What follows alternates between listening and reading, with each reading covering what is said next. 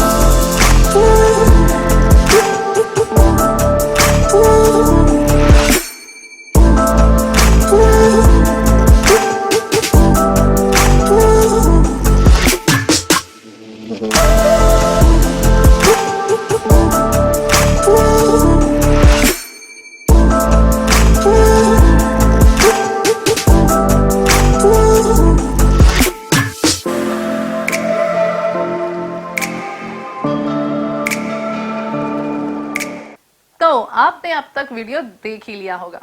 कैसा है वीडियो? है ना हमारा कर्नाटका खूबसूरत?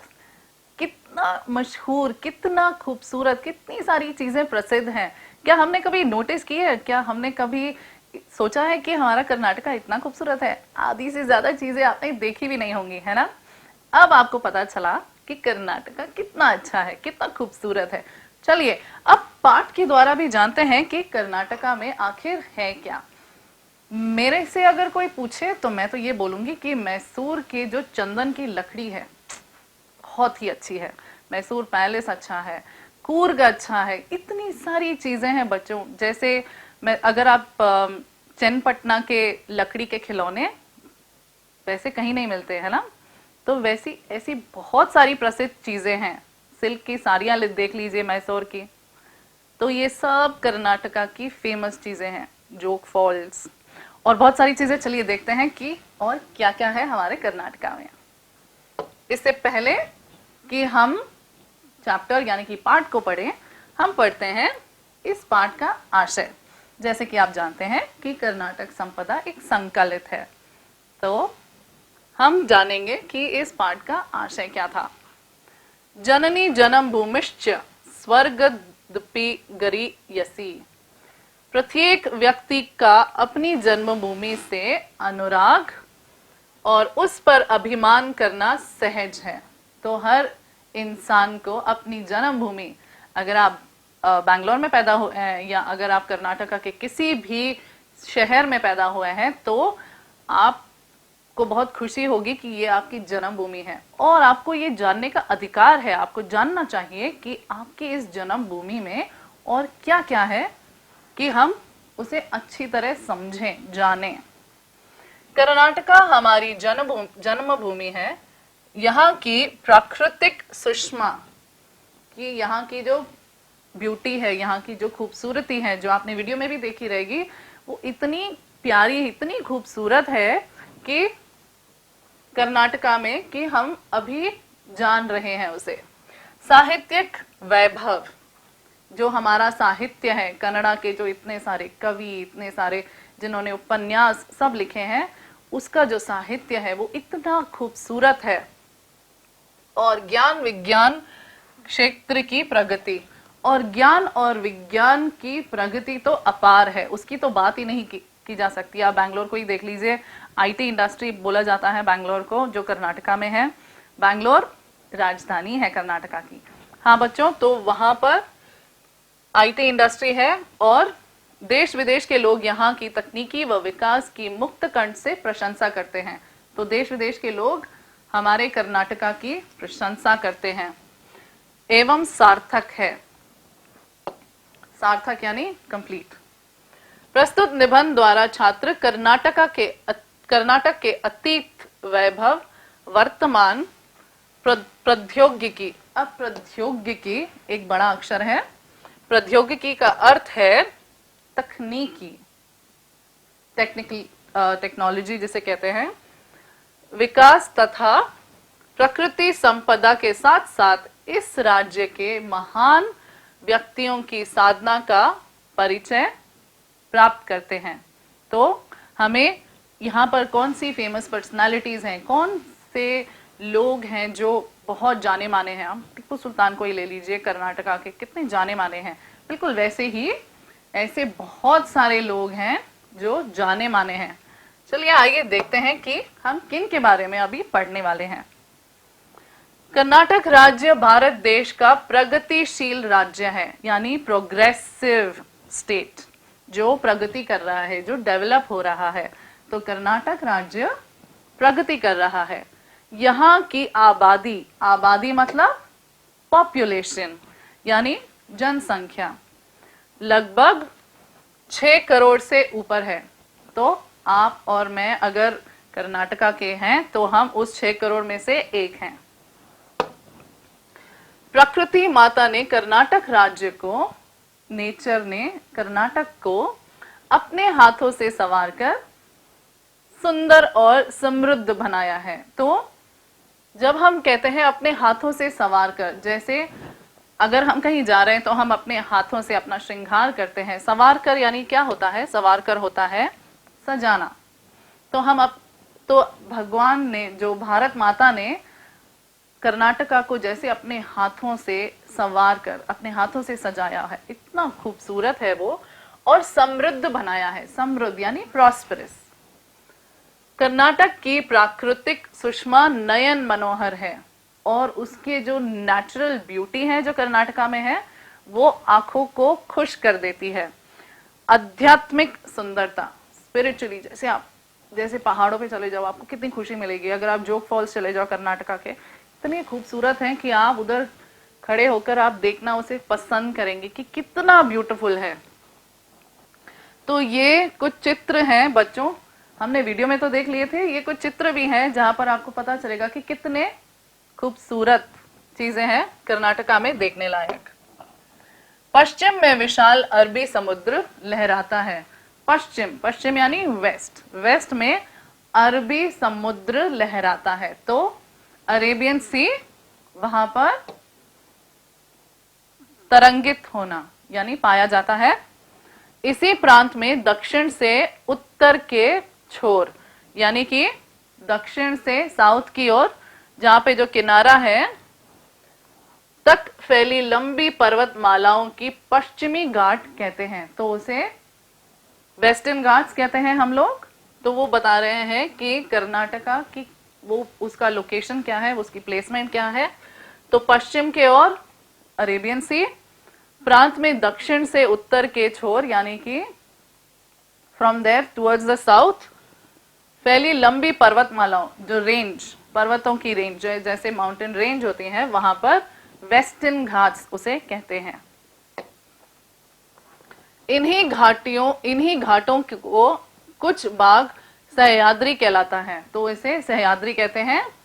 दक्षिण में नीलगिरी की पर्वतालियां शोभायमान है। तो जो साउथ में जो पर्वत है वहां पे उनको नीलगिरी हिल्स ये कहकर बुलाया जाता है। आप वाकिफ तो होंगे कि दक्षिण में, वहां पर नीलगिरी हिल्स करके कर्नाटका में बहुत ही मशहूर है। घाट यानी घाट्स, वेस्टर्न घाट्स, जैसे मैंने कहा था, चढ़ाव उतार का पहाड़ी मार्ग। कर्नाटक में कन्नड़ भाषा बोली जाती है। तो हम सबको पता है कि कर्नाटका की भाषा कौन सी है? कन्नड़। और इसकी राजधानी बेंगलुरु है। यहाँ देश विदेश के लोग आकर बस गए हैं। तो बेंगलोर में हर जगह से लोग आकर यहाँ पर बस गए हैं। यहाँ पर आईटी इंडस्ट्री है। इसके लिए बेंगलुरु शिक्षा का ही नहीं बल्कि बड़े बड़े उद्योग धंधों का भी केंद्र है। जो बड़े बड़े बिजनेस यहाँ पर होते हैं, यहाँ का वो सिटी है, सिटी सेंटर है ये, जहाँ पर शिक्षा ही नहीं बल्कि बिजनेस भी यहाँ पर बहुत प्रसिद्ध है। तो हम किसके बारे में बात कर रहे थे? जी हाँ, बैंगलोर। यहाँ प्रसिद्ध भारतीय विज्ञान संस्थान HAL, जिसका फुल फॉर्म है हिंदुस्तान एरोनॉटिक्स लिमिटेड, बिल्कुल वैसे ही HMT, Hindustan machine tools, ITI, BHEL और BEL जैसे बैंगलोर इलेक्ट्रॉनिक्स लिमिटेड जैसी बहुत संस्थाएं हैं। ऐसी बहुत सारी संस्थाएं हैं। इसे सिलिकॉन सिटी भी कहा जाता है। किसे सिलिकॉन सिटी कहा जाता है? जी हाँ, बैंगलोर को। सर सीवी रमन, हम सब जानते हैं कि सर सीवी रमन कितने प्रसिद्ध और मशहूर थे। Visvesvaraya, doctor CNR Rao, doctor Shakuntala Devi जैसे दिग्गज यानी कि फेमस पर्सनालिटीज, जो महान व्यक्ति हैं, ने वैज्ञानिक तथा प्रौद्योगिकी का अगेन टेक्नोलॉजी में उन्होंने अपना नाम कमाया है। के क्षेत्र में नारायण मूर्ति ने अपनी महत्तर उपलब्धियों से कर्नाटका को विश्व पटल पर अंकित किया है। तो नारायण मूर्ति ने अपनी महत्तर उपलब्धि जिसे कहते हैं कि अचीवमेंट्स, उन्होंने बहुत सारी प्राप्ति हासिल की है। कर्नाटका को विश्व पटल यानी कि विश्व में प्रसिद्ध कर दिया है, अंकित किया है। तो जहां पर कर्नाटका का नाम उन्होंने रोशन कर दिया है। ऐसे हमारे बहुत सारे पर्सनालिटीज हैं। सन 2013 में डॉक्टर CNR राव को सर्वोच्च पुरस्कार, तो CN राव जी को सर्वोच्च यानी कि एक महान हस्ती का उनको पुरस्कार मिला था, भारत रत्न प्राप्त हुआ है। यहाँ सोना, तांबा, लोहा आदि कई प्रकार की उपयोगी धातुएं मिलती हैं। तो यहाँ पर धातुएं यानी खनिज जो पदार्थ, मिनरल्स यहाँ पर पाए गए हैं। यहाँ पर यानी कि कर्नाटका पर। भद्रावती में कागज, तो भद्रावती जो सिटी है वहां पर कागज, लोहे और इस्पात के बड़े कारखाने हैं। इस्पात यानी कि फौलाद यानी स्टील के बड़े बड़े कारखाने हैं। इसके अलावा कर्नाटक में चीनी, सीमेंट, रेशम यानी सिल्क और कागज उत्पादन के अनेक कारखाने हैं। और ऐसी बहुत सारी फैक्ट्रीज हैं, बहुत सारे कारखाने हैं कर्नाटक में जो इन चीजों के लिए बहुत प्रसिद्ध हैं। कर्नाटक में चंदन के पेड़, सैंडलवुड ट्रीज, चंदन के पेड़ विपुल मात्रा में हैं। विपुल का अर्थ है अधिक, यानी बहुत ज्यादा यहाँ पर पाए गए हैं। इसीलिए कर्नाटक को चंदन का आगार यानी घर की सैंडलवुड होम कहा गया है। यहाँ चंदन का तेल, तो अगर आप विश्व में कहीं पर भी कहेंगे कि आपको चंदन का तेल चाहिए तो वो कर्नाटक से ही जाएगा। चंदन का तेल यानी कि सैंडलवुड ऑयल। कलाकृतियां भी बनाई जाती हैं, बहुत सारी चीजें सैंडलवुड से बनाई जाती हैं। कर्नाटक में कावेरी, कृष्णा, तुंगभद्रा तथा अनेक नदियां बहती हैं। तो अगर आप मैप देखेंगे कर्नाटक का तो आप जानेंगे कि वहां पर कृष्णा नदी, तुंगभद्रा नदी और बहुत सारी ऐसी नदियां बहती हैं। कहां पर? हमारे अपने कर्नाटक पर। इन नदियों पर बांध बनाए गए हैं। बांध यानी डैम्स। इनसे हजारों एकड़ जमीन सींची जाती है और सींची यानी एग्रीकल्चर फार्म्स के लिए उसे यूज किया जाता है। हजारों एकड़ जमीन सींची, अगेन भिगोना, पानी देना। तो इन्हीं नदियों से हमारे फार्म्स, हमारे फील्ड्स में पानी यहां से जाता है। इसके अलावा इन नदियों के जलाशयों की सहायता से ऊर्जा उत्पादन केंद्र भी स्थापित किए गए हैं। ऊर्जा यानी एनर्जी सोर्सेस। हम सब जानते हैं कि पानी से वो एक रेन्यूएबल एक एनर्जी सोर्स है। तो इन्हीं नदियों से एनर्जी यूज की जाती है जो हमारे बहुत सारे काम आती है, जैसे कि जोग, अब्बी, गोकाक, शिवन समुद्र आदि जल प्रणत मनमोहक है। और ना केवल कि हमें उनसे एनर्जी, उन्हें एनर्जी सोर्स की तरह यूज करते हैं, बल्कि ये सारी चीजें देखने में भी बहुत ज्यादा खूबसूरत हैं। कर्नाटक राज्य की शिल्पकला, अगर आप कर्नाटका से वाकिफ हैं तो यहाँ की जो शिल्पकला है वो बहुत ही ज्यादा प्रसिद्ध है, अनोखी है, एकदम अलग। बादामी, ऐहोले, पट्टदकल्लू में जो मंदिर हैं, तो इन जगहों पर जो मंदिर बने हुए हैं उनकी शिल्पकला और वास्तुकला अद्भुत है। तो इनकी जो कारीगरी है, इन पे जो काम किया गया है वो अद्भुत है। इतना खूबसूरती से उसका स्कल्पचर किया गया है। यहाँ पर अगर आप देखेंगे कि वो किस तरह ये मंदिर बनाए गए हैं, तो उनकी खूबसूरती देखने लायक है। लोग कहाँ कहाँ से आते हैं सिर्फ ये चीजें देखने। और वास्तुकला अद्भुत है। अब वास्तुकला का मतलब उसकी जो इमारत है, मकान आदि बनाने की कला, वो सब अद्भुत है, मतलब देखने लायक है। बेलूर, हलेबीडु, सोमनाथपुर के मंदिरों में पत्थर की जो मूर्तियां हैं वह सजीव लगती हैं। ऐसा लगता है कि वो मूर्तियां जैसे अब बात करने लगेंगी, वो जीवित लगती हैं। इतनी खूबसूरत मूर्तियां बनी हुई हैं वहां पर। कहां पर? सोमनाथपुर, बेलूर, हलेबीडु। तो ये जो जगहें हैं ये कर्नाटका में पाई जाती हैं। आप यहाँ पर मंदिर के कुछ दृश्य देख रहे हैं। और भी जानकारी आप प्राप्त कर सकते हैं। गूगल में जाइए, सर्च कीजिए हम्पी जैसी जगह, हलेबीडु, ये सारी जगहों पर अगर आप जाएंगे तो आपको दिखेंगे कि वो कितनी खूबसूरती से मंदिर बने हुए हैं। ये सुंदर मूर्तियां हमें रामायण, महाभारत, पुराणों की कहानियां सुनाती हैं। तो रामायण, महाभारत और पुराण की जो कहानियां हैं, उस वक्त की कहानियां हमें इन मंदिरों के द्वारा मिलती हैं। श्रवणबेलगोला में 57 फुट ऊंची गोमटेश्वर की एक शिला प्रतिमा है। तो गोमटेश्वर की जो मूर्ति है वो 57 फुट की है। जो प्रतिमा यानी स्टैच्यू, मूर्ति, जो दुनिया को त्याग और शांति दे रही है, जो वो संदेश दे रही है कि त्याग कितना, बलिदान देना कितना महत्वपूर्ण है एक इंसान की जिंदगी में। कि आप सिर्फ अपने लिए मत सोचो, बलिदान करो, देना सीखो, कि कभी किसी को देने से कितनी खुशी मिलती है।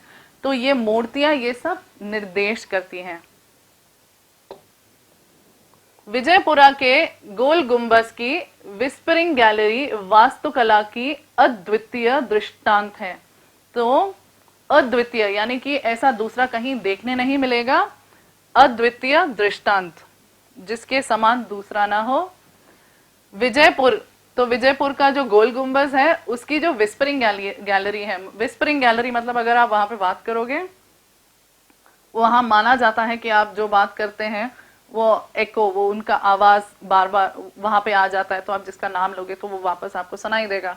तो उस विस्परिंग गैलरी की जो वास्तुकला, जो उस पे काम किया गया है, वो अद्वितीय है, उस जैसा कोई नहीं है।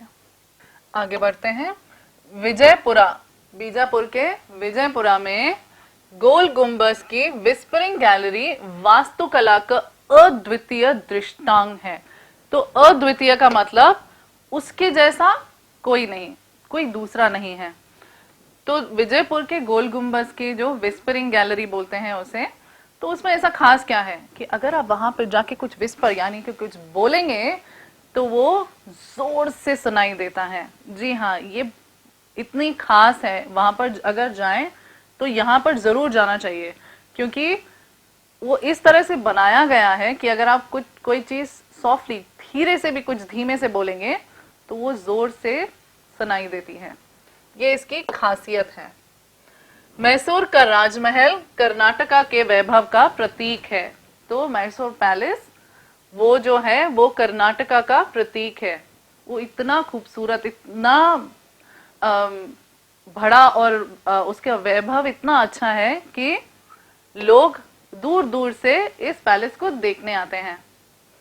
प्राचीन सेंट फिलोमिना चर्च, तो एंशियंट कोई प्राचीन चर्च है जिसका नाम है saint Philomena church, Jagan Mohan Rajmahal art gallery और जगन मोहन आर्ट गैलरी है का पूरा तत्व वस्तु संग्रहालय अत्यंत आकर्षणीय है। तो वो इतना आकर्षण, लोग कहाँ कहाँ से जो टूरिस्ट होते हैं वो अगर कर्नाटका देखने आते हैं तो ये जरूर देखने आते हैं कि फिलोमिना चर्च और जगमोहन आर्ट गैलरी को देखने के लिए खास आते रहते हैं। गंग कदम राष्ट्रकूट चालुक्य होयसल वडेयार आदि राजवंशजों ने तथा, अगर आपने हिस्ट्री अच्छी तरह से पढ़ी है तो आपको पता होगा कि जो गंग कदम चालुक्य होयसला ये सब कर्नाटका में आ चुके हैं और इनके किंगडम्स इतने फेमस हैं। उसी वक्त में उन्होंने बहुत सारी चीजें बनाई थी, बहुत सारे मंदिर बनाए थे जो आज तक खड़े हैं और जो प्रशंसनीय है।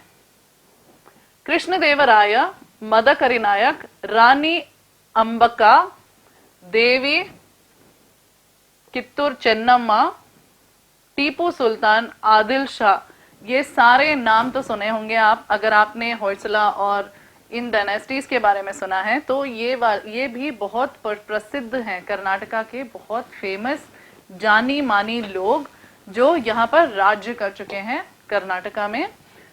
ये शासकों ने कर्नाटक राज्य की श्री वृद्धि में अपना महत्वपूर्ण योगदान किया है।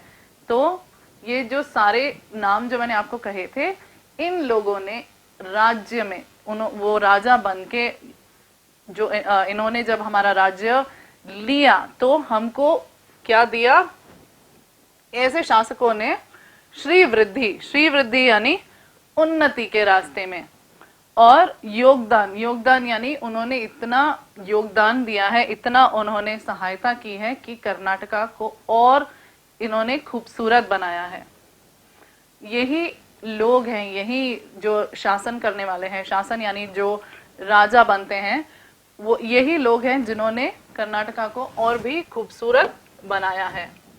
कर्नाटका के अनेक साहित्यकारों ने सारे संसार में, तो ये सारे साहित्यकार हैं जिन्होंने कर्नाटक में की क्रांति फैलाई है, जिन्होंने संसार में कर्नाटक की क्रांति फैलाई है कि हम कर्नाटक राज्य के हैं और हमने ये सारी चेंजेस, ये सारे बदलाव लाए हैं। वचनकार बसवण्णा क्रांतिकारी समाज सुधारक थे। तो वचनकार बसवण्णा वो एक क्रांतिकारी सुधारक थे जिन्होंने भारत की जब आजादी हुई तो ये क्रांतिकारी थे वहां उस वक्त। अक्क महादेवी, अल्लम प्रभु, सर्वज्ञ जैसे अनेक संतों ने अपने अनमोल वचनों से, उन्होंने जो अनमोल वचन यानी कि जिनका कोई मूल्य ना हो, कर्नाटक के अनेक साहित्यकारों ने सारे संसार में कर्नाटक की कीर्ति फैलाई है। उन्होंने कर्नाटक के बारे में इतना कुछ लिखा है कि उन्होंने कर्नाटक को प्रसिद्ध और उसकी शोभा बढ़ाई है। वचनकार बसवण्णा क्रांतिकारी समाज सुधारक हैं। समाज सुधारक यानी सोशल रिफॉर्मर, वो एक मशहूर सोशल रिफॉर्मर थे। अक्क महादेवी, अल्लम प्रभु, सर्वज्ञ जैसे अनेक संतों ने अपने अनमोल वचनों से, अपने अनमोल वचन यानी कि जो उन्होंने सही राह दिखाई है, लोगों को नेक राह दिखाई। जैसे बहुत सारे बड़े बड़े जो गुरु संत आते हैं वो हमें सिखाते हैं कि हमें किस तरह आचरण करना चाहिए, हमें किस तरह व्यवहार करना चाहिए, हमें कैसे रहना चाहिए। तो ये उन्हीं में से कुछ लोग हैं, उन्होंने अपने वचनों से, अपने जो भी उन्होंने अपने लेख से या अपने क्या जब वो सुनाते हैं सत्संग, उसके द्वारा उन्होंने प्रेम, दया और धर्म की सीख दी है। तो उन्होंने प्रेम, दया और धर्म, ये वैसे भी मूल होते हैं जो इंसान को इंसान बनाते हैं, उनका उन्होंने उन सब चीजों का उन्होंने सीख दिया है। पुरंदर दास, कनक दास आदि भक्त कवियों ने भक्ति, नीति, सदाचार के गीत गाए हैं। तो ये मशहूर गीतकार थे जिन्होंने भक्ति के गीत गाए थे, जिनमें से पुरंदर दास और कनक दास बहुत ही मशहूर थे। पंपा, रन्ना, बन्ना, कुमार व्यास, हरिहर, राघवांक आदि ने महान काव्यों की रचना कर कन्नड़ साहित्य को समृद्ध बनाया है। तो इन्होंने जो रचनाएं लिखी हैं, इन्होंने जो लिखा हुआ है, वो उनको उन्होंने समृद्ध, उनको उन्होंने प्रसिद्ध किया है, फेमस किया है। उनकी जो उन्होंने जो लेख लिखे हैं वो बहुत ही प्रसिद्ध हुए हैं। आधुनिक काल के साहित्यकार कुवेंपु, दरा बेंद्रे, शिवराम कारंत, मास्ती वेंकटेश अयंगार, ये सारे बहुत ही प्रसिद्ध लोग हैं, ये साहित्यकार हैं। वी कृ गोकाक, यू आर अनंत मूर्ति, गिरीश कार्नाड और चंद्रशेखर कंबार ज्ञानपीठ पुरस्कार से अलंकृत है। मतलब उन्हें ज्ञानपीठ पुरस्कार से उनकी शोभा बढ़ाई गई है, उन्हें दिया गया है, उनमें पुरस्कार से सुज्जित किया गया है, शोभित किया गया है। तो बच्चों, इनमें से आपको याद करना है, ये थोड़े बड़े वर्ड्स हैं, बहुत मुश्किल नाम है, पर आपको याद करने हैं क्योंकि एग्जाम्स में ये बहुत जरूरी है कि किन्हें पुरस्कार दिया गया था, आप याद करें। तो बच्चों, ये कन्नड़ भाषा, संस्कृति तथा कर्नाटक के लिए गौरव का विषय है। ये सारे लोग, इन्होंने हमारे कर्नाटक की शोभा इन लोगों ने बढ़ाई है। यहाँ पर अब खत्म होता है हमारा ये भाग। अच्छे से उम्मीद करती हूँ कि आपको समझ आ गया हो। चलिए एक बार रिवाइज कर देते हैं, याद करते हैं कि हमने क्या क्या पढ़ा था। तो एक वाक्य में हमें उत्तर लिखने हैं। हमारा पहला प्रश्न है, पश्चिमी घाट किसे कहते हैं? पश्चिमी घाट याद है बच्चों? जी हाँ, कर्नाटक में दक्षिण से उत्तर छोर तक फैली पर्वतमालाओं को पश्चिमी घाट कहते हैं। कर्नाटक में कौन कौन से जल प्राप्त हैं? कर्नाटक में जोग, अब्बी, गोकाक, शिवन समुद्र आदि जल प्राप्त हैं। श्रवण बेलगोला की गुमटेश्वर मूर्ति की ऊंचाई कितनी है? याद है जब मैंने आपको गुमटेश्वर जी की मूर्ति बताई थी, कितनी ऊंचाई थी उसकी, कितने फुट थी वो? जी हाँ, वो मूर्ति की ऊंचाई 57 फुट है। किस नगर को सिलिकॉन सिटी कहा जाता है? किस नगर को सिलिकॉन सिटी कहा जाता है बच्चों? जी हाँ, हमारे बेंगलुरु नगर को सिलिकॉन सिटी कहा जाता है। भद्रावती के 2 प्रमुख कारखानों के नाम लिखिए। तो 2 प्रमुख कारखानों के नाम लिखने हैं हमें। भद्रावती में कागज, लोहे और इस्पात के कारखाने हैं। ये 3 हैं, आप कोई 2 भी लिख सकते हैं। सेंट फिलोमिना चर्च किस नगर में है? सेंट फिलोमिना चर्च मैसूर नगर में है। विजयपुरा नगर का प्रमुख आकर्षक स्थान कौन सा है? विस्परिंग गैलरी कहाँ थी बच्चों? जी हाँ, विजयपुरा नगर का प्रमुख आकर्षक स्थान गोल गुंबज है। अरबी समुद्र कर्नाटक की किस दिशा में है? कर्नाटक के किस दिशा की ओर अरेबियन सी, अरबी समुद्र है? अरबी समुद्र कर्नाटक की किस दिशा में है? अरबी समुद्र कर्नाटक की पश्चिमी दिशा में है। कर्नाटका की दक्षिण दिशा में कौन सी पर्वतमालाएं शोभायमान हैं? कर्नाटक की दक्षिण दिशा में नीलगिरी की पर्वतमालाएं शोभायमान हैं। कर्नाटका, अब हमें कर्नाटका संपदा के 2-3 वाक्यों में हमें उत्तर लिखने हैं। हमारा पहला प्रश्न होगा, कर्नाटक की प्रमुख नदियां और जल प्रपात कौन से हैं? तो हम वाटरफॉल्स और रिवर्स कौन सी हैं? कर्नाटक में कावेरी, कृष्णा, तुंगभद्रा आदि नदियां बहती हैं। जोग, अब्बी, गोकाक, शिवन समुद्र तथा जल प्रपात हैं। कर्नाटक के किन साहित्यकारों को ज्ञानपीठ पुरस्कार प्राप्त है? याद है, मैंने आपको कहा था ये बहुत इंपॉर्टेंट है, याद कीजिए। कर्नाटक के कुवेंपु, दरा बेंद्रे, शिवराम कारंत, मास्ती वेंकटेश, अयंगार, वी.कृ. गोकाक, यू.आर. अनंत मूर्ति, गिरीश कार्नाड, चंद्रशेखर कंबार आदि साहित्यकारों को ज्ञानपीठ पुरस्कार प्राप्त है। तो ये सारे लोग हैं जिनको ज्ञानपीठ पुरस्कार मिला है। नदियों पर बने बांध और जलाशयों के क्या उपयोग हैं? तो जो हम डैम्स बनाते हैं नदियों पर, वो कहाँ उपयोग होते हैं? नदियों पर बांध बनाए जाने से हजारों एकड़ जमीन की सिंचाई की जा सकती है। जलाशयों की सहायता से ऊर्जा का उत्पादन भी किया जाता है। एनर्जी, अगर आपको याद हो तो ऊर्जा का उत्पादन किया जाता है। कर्नाटक के कुछ प्रमुख राजवंशों के नाम लिखिए। राजवंश जिन्होंने यहाँ पर राज्य किया था, उनके हमें नाम लिखने हैं। गंग, कदम, राष्ट्रकूट, चालुक्य, होयसला, ओडेयार आदि कर्नाटका के प्रमुख राजवंश हैं। पांचवा प्रश्न हमारा, बेंगलोर में कौन कौन सी बृहद संस्थाएं हैं? तो कौन कौन सी संस्थाएं थी? याद है, हमने HAL को हमने फुल फॉर्म में लिखा था।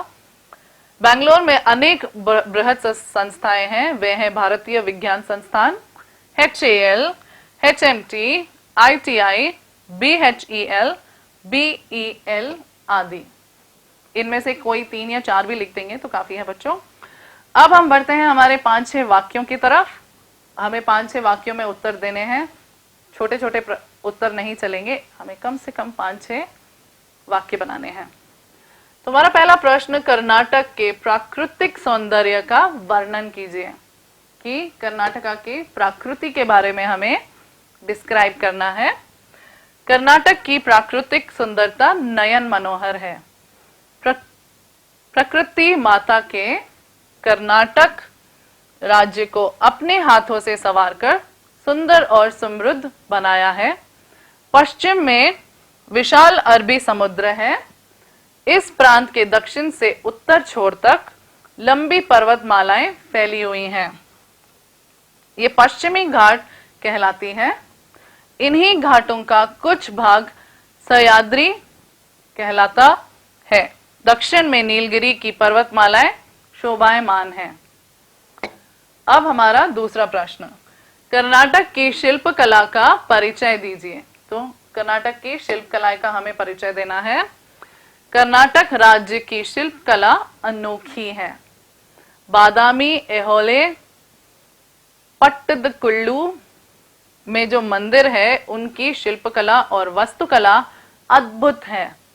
बेलूर, हलेबीडु, सोमनाथपुर के मंदिरों में जो पत्थर की जो मूर्तियां हैं, वे सजीव लगती हैं। श्रवणबेलगोला में 57 फुट ऊंची गोमटेश्वर की एक शिला प्रतिमा है, जो दुनिया में त्याग और शांति का संदेश दे रही है।